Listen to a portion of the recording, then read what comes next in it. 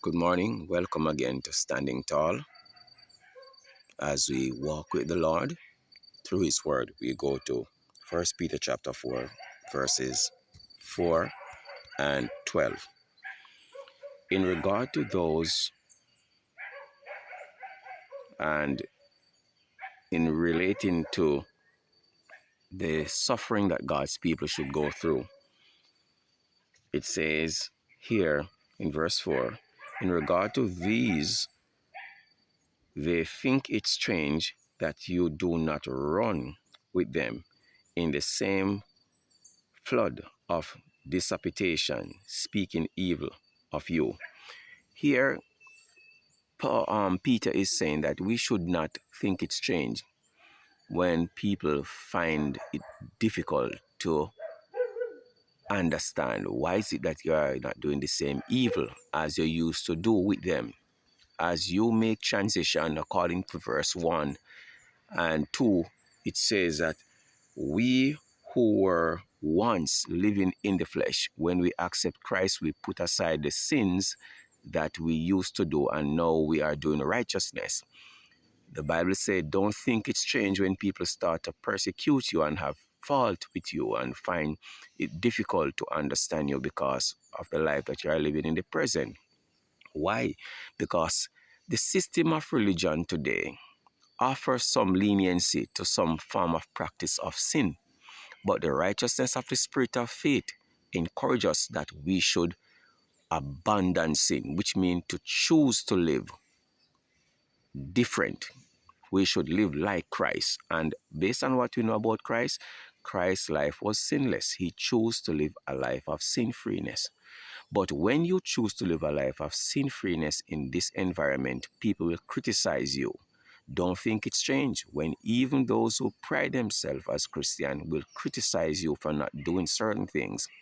And you look at this in also verse 12. It says, Beloved, do not think it strange concerning the fiery trials, which is to try you as though some strange things are happening. Why?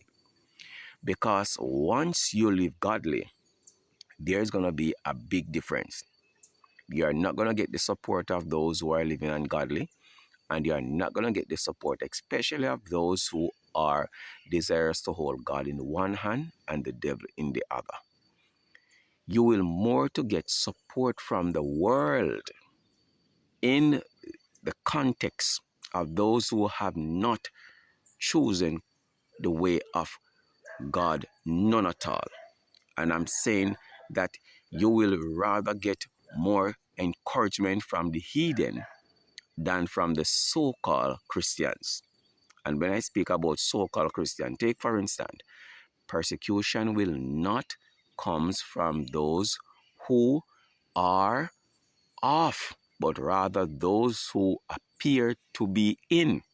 And you look at the history today, the Bible teaches us. When we talk about the world, oftentimes we talk about the unbelievers and we look at these things. Look through the scripture and see who have persecuted God's people. The unbelievers are largely those who have a form of godliness but deny the power thereof. And as we have been told in 1 Timothy chapter 4, it says, from such turn away. That will be 2 Timothy chapter 3 and verse 5. 2 Timothy chapter 3 and verse 5 tells us that these people who have form of godliness but deny the power thereof, it says that we should turn away from them. You look in that passage and you'll see a list of 21 sins that has been practiced by the world. And the world are those who, the same who crucified Christ. They did not love Christ, and neither will they love you. So if you are seeking to live according to Christ, you are going to be persecuted. You are going to be seen as strange and weird. I'm asking you, brethren, in this environment, as God has encouraged us, stand tall. Put on the whole armor of God and stand. Because unless we are able to stand, we will never survive. We must make the choice to stand. According to Ephesians chapter 6, stand in the Lord and in the power of His might. God bless you as you continue to walk the walk of faith. See you.